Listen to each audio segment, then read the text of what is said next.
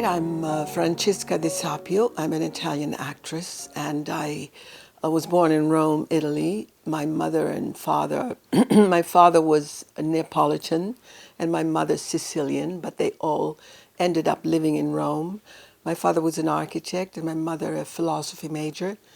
And I was born in right after the war, in 1945. So I'm pretty old, but it's all right.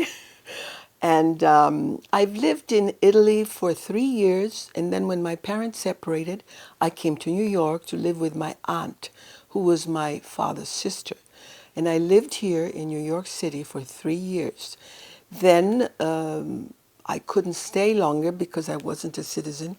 And when my aunt told me I should go back, I said, "Why can't I stay with you?"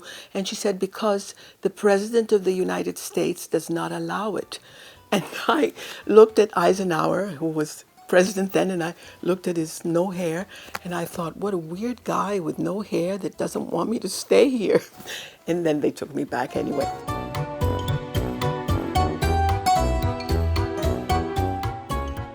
So, well, my father's name is Angelo, and my mother's name is Silvia. And when I got back from the United States, from New York City, I was 6 years old, and my parents were already separated.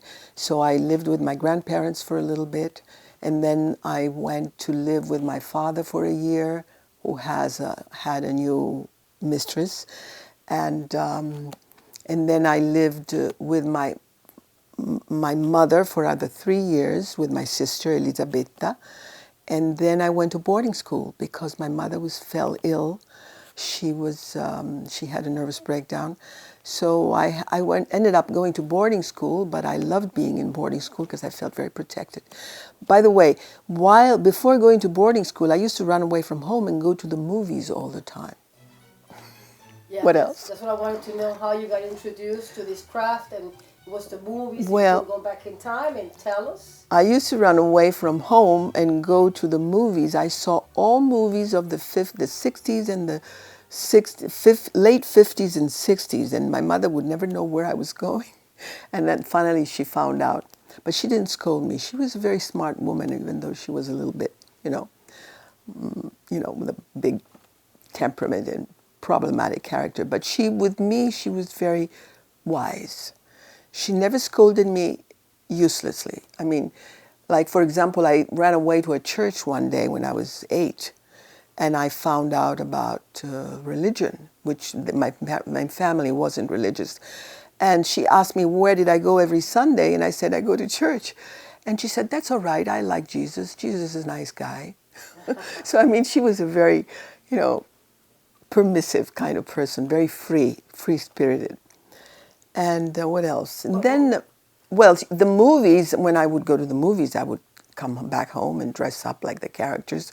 I would pretend I'd be the characters when I was going to school on a bus by myself, for example. I would pretend I was an Indian princess from the Westerns I'd seen and stuff like that, American Indian princess. And then when I went to the last year of boarding school, I already was, I lived outside. I lived in a pensione for girls. I wasn't into boarding school anymore. And I was studying languages as a major, Spanish and French and English, which I had picked up again because I had known it when I was 3 years old, but I had forgotten it. So I studied English again, and we did how did I become an actress was that I directed The Importance of Being Earnest in School by Oscar Wilde, and I played Lady Bracknell because she was an old lady and no one of the girls wanted to play her. So we did the play, and when the play ended, I felt so sad that I got sick. I had a fever at 104. My mother came to visit me at the pensione, and she said, what's the matter with you? And I said, I know, I want to be an actress. And she said, all right, I think you did well yesterday. You can do it. So then my father, who in the meantime had lived in South America, had built his career as an architect in Caracas, Venezuela, had married again this wonderful young woman called Maria Luisa, and they passed by Rome like a few months later, and my mother told him that I wanted to be an actress. I wanted to go to London to study because I was in love with Laurence Olivier and Hamlet and all that stuff. And my mother was scared of sending me alone to London. So Maria Luisa, my father's second wife, said, let's take her with us to the United States. Because my father was offered a job in Dallas, Texas, to build something for the Texas Instrument. And so I ended up going to the Dallas Theater Center for 2 seasons, and I had a lot of great training there. Even though the acting was not their main, the best thing they taught. They taught beautiful mime and stagecraft and playwright. And I used to spend the afternoons sewing or painting flats for the choreographer. And at night, we would get jobs like apprentices running lights, for example. And so I would listen to English plays every night while I was studying in the morning in the same theater who had a repertory. And I learned English in the space of 3 months because I was listening to plays all evening. The same one, you learn the language like that very quickly. So then when I finally, after 2 years, almost a year and a half, it was in 1964 when I arrived. Kennedy had just been killed. And I remember that my parents would go to parties and I would go with them. And Marina Oswald was always invited to the parties because they wanted to look at her.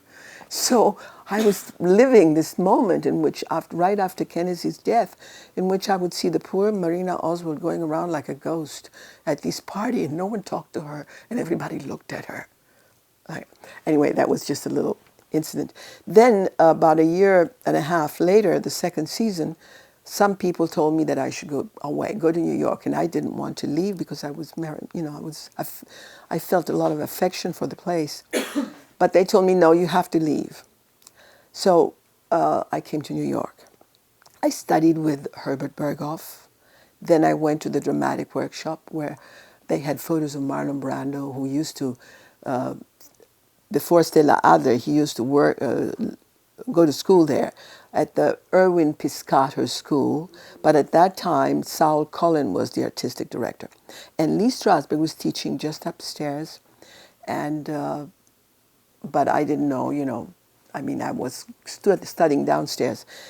Then I left that place after 2 years of dramatic workshop, and I went to join my acting teacher, who just now, she died, and her name was Ellen Green, actually, first, before she married an Italian man.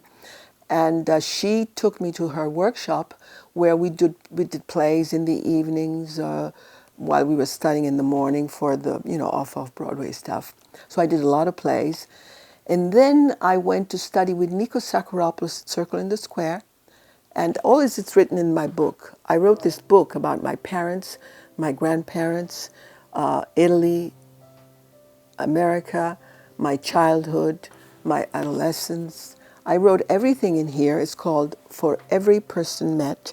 It's going to be soon translated into English. It just got published last year. So it was presented in Italy and sold there, it said. But we're waiting to translate it. And so I hope it will be. In this book, everything is written, all the story of my growth later. Because then I auditioned after 2 years in Williamstown, where Nikos Sakharopoulos, now dead, artistic director of Williamstown, invited me for 2 summers. And then after that, I auditioned for the Actors Studio. I became a member in 1969. And from then on, I studied with Lee Strasberg, and I learned a lot. I learned a lot from him. And then I began my movie career. Okay. Do you remember what you auditioned when you became a member of the Actors Studio? How the idea came about? Why the Actors Studio? Because as far as I'm concerned, as far as we are concerned, the Actors Studio is a pretty intimidating place. Correct? So I'm just kind of like, I would like to know how that whole thing came about. There is a prelude to the Actors Studio, because when I arrived in the States in 1964 with my father and my stepmother, Maria Luisa, She went to the actor's studio and asked if I could study there because they didn't know exactly how it was structured. And they answered her that I was too young, that I should learn the language better and then come back and audition. That's why I went to Dallas and studied at the Dallas Theater Center instead of going to the actor's studio right away. So then, years later, when finally I was 69, I don't know, I guess I had remembered this and I said, well, let me try audition. And I did, my first audition was Doll's House. And they told me to come back with something closer to me. So I chose The Seagull by Anton Chekhov, 5 minutes of the fourth act, which I had already done as a end of schooling in Dallas, and so I knew it very well. And Nikos helped me get a partner. I think his name was Robert Foxworth. He did Constantine with me. He works still. I think he's on once in a while. I see him on television, and he was very nice to me. So we did this audition, and I got in. And then this very strange, beautiful thing happened. This actress, which I had seen with Betty Davis in old movies, when I was a kid, Celeste Holm, had been with the judges during the audition, and she signaled me to her agent, Lily Veit. And so I got this phone call saying, this Celeste Holm suggested that we see you. So I got an agent right away as soon as I got into the actor's studio. Then I did a play on Broadway called And I Met a Man with Sam Waterston and Sam Schacht, which didn't go very well for me, but Juliet Taylor saw me, the casting, Juliet Taylor and Harris, saw me in the play, liked me, and called me to do my first movie, which was Portnoy's Complaint, by the novel by Philip Roth. And I played Lena, the Italian prostitute, with Karen Black and Richard Benjamin. That was my first movie. And then from then on, I don't know, it goes on and on.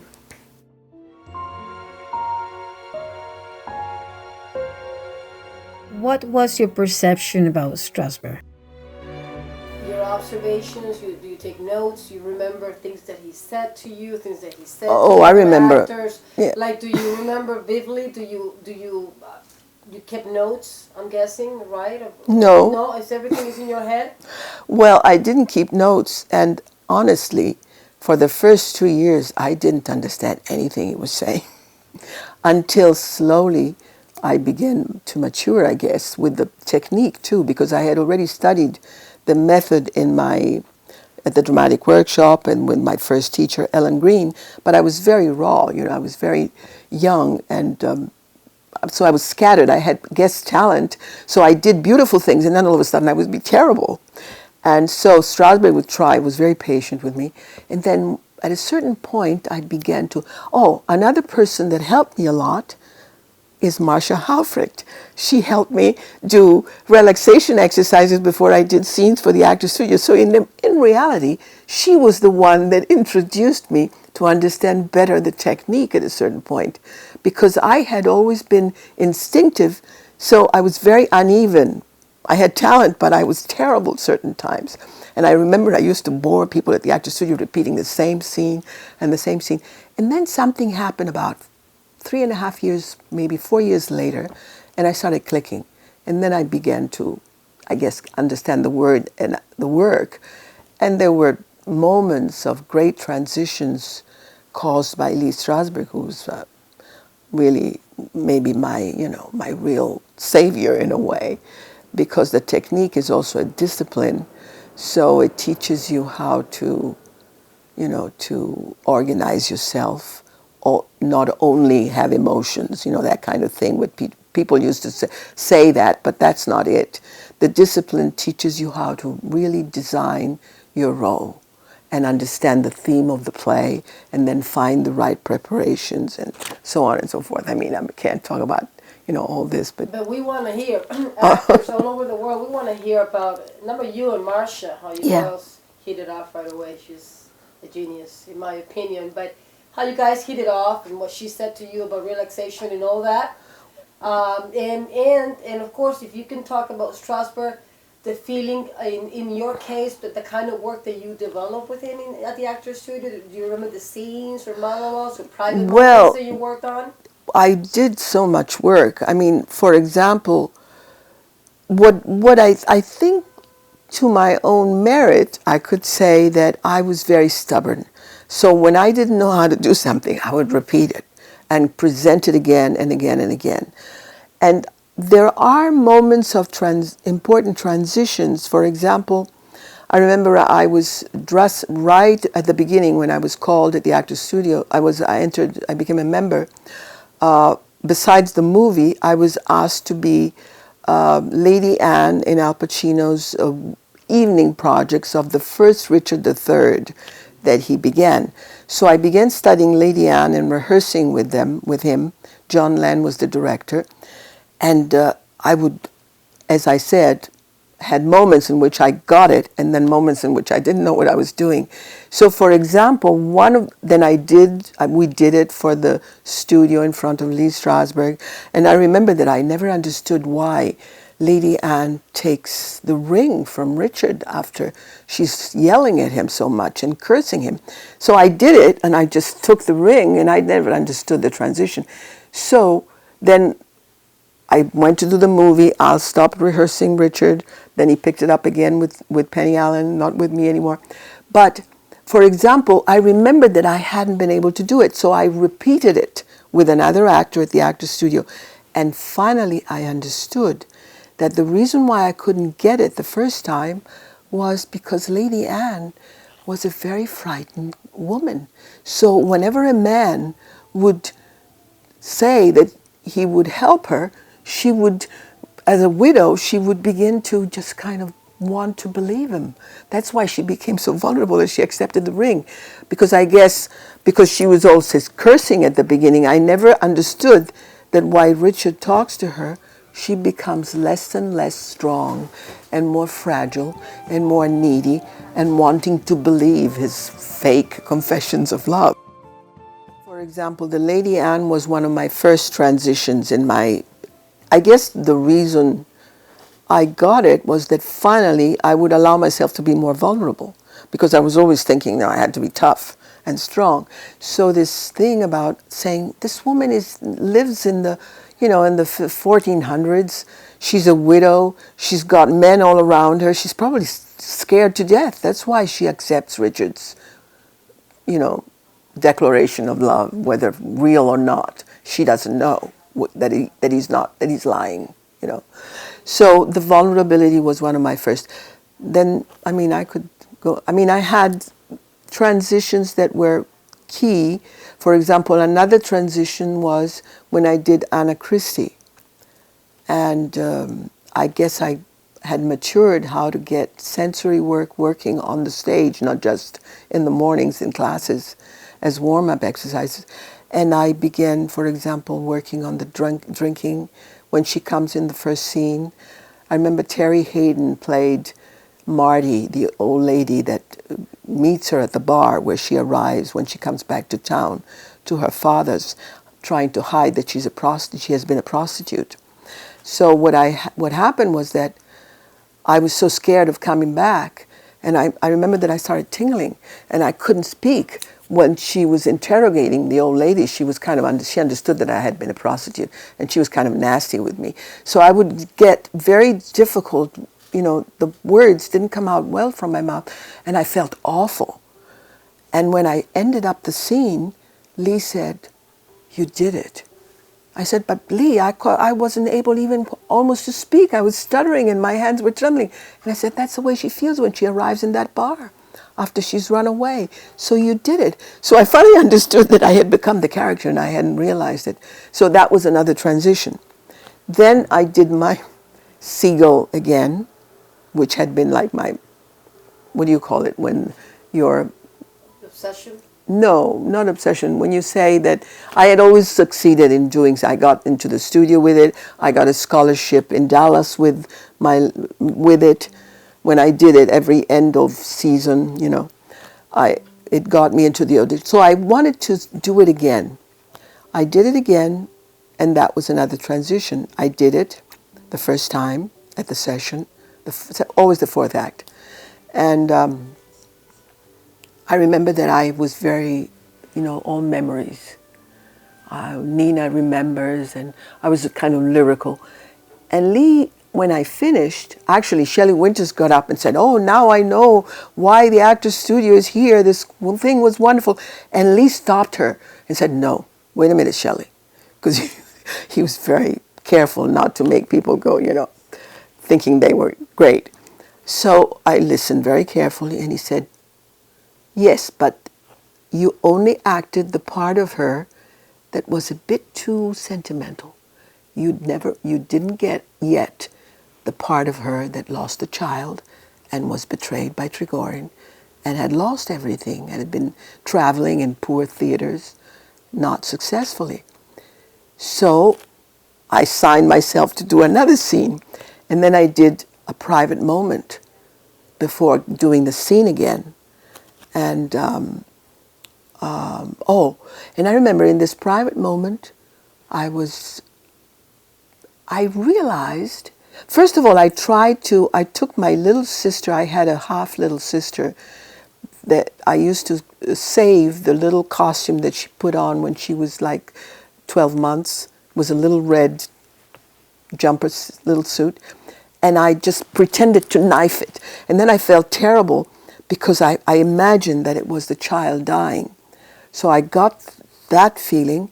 And then another thing that was very important came to me, that maybe I started putting scarves around me. I never did things like that in life. I was not, I mean, I was not, I didn't want to show that I was vain, So I decided to be vain.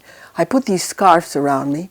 And then I thought, oh my God, maybe Nina is trying to be like Arkadina when she puts the scarves on. So finally, when I did the scene, I entered pretending that I was Arkadina.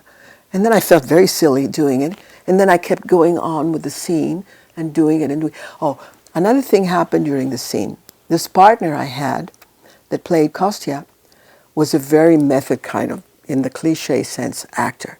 So he has to come backstage and get me from set. That meant that we weren't on the stage. He has to go out and get me because I knock at the door. So he comes and he has to say, Nina, it's you. And he goes out off stage, has to bring me back in. And he didn't do it. He kept hugging me. And I was thinking, oh my God, he's just doing method acting. Like literal method acting. He's waiting for his moment to get me in, and I have to say my first line. And 3 minutes have gone by, and he's still hugging me backstage. So I said, I got to get in by myself, but I can't because Nina's supposed. So I thought, oh, well, Nina can think, though, that's usual. Kostya is always thinking about himself instead of me, and I'm wet, and it's all raining here. So I got in by myself. And then I said, but if I go in too strongly, it's the wrong character. So I stopped, and I was on stage finally, and I started looking around.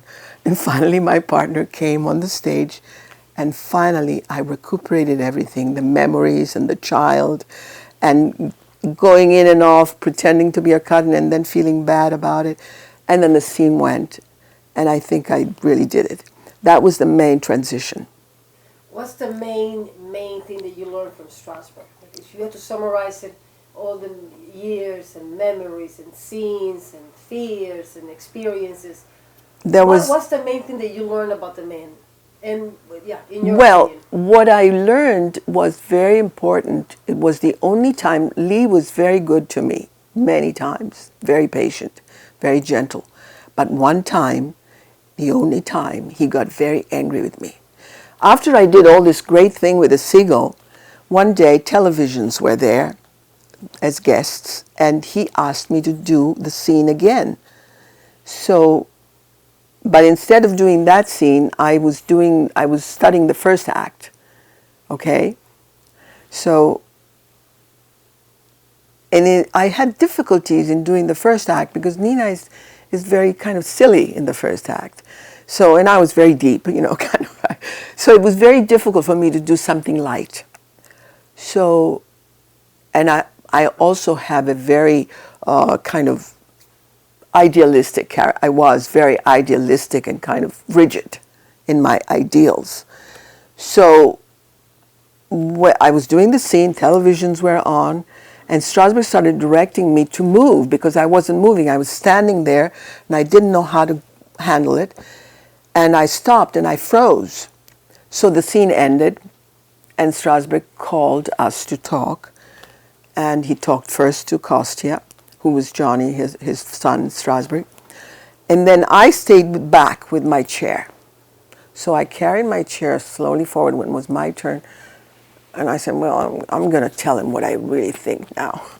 And I said, well, Lee, I guess this time you didn't allow us to explore. You were just directing us because you were worried about televisions being here.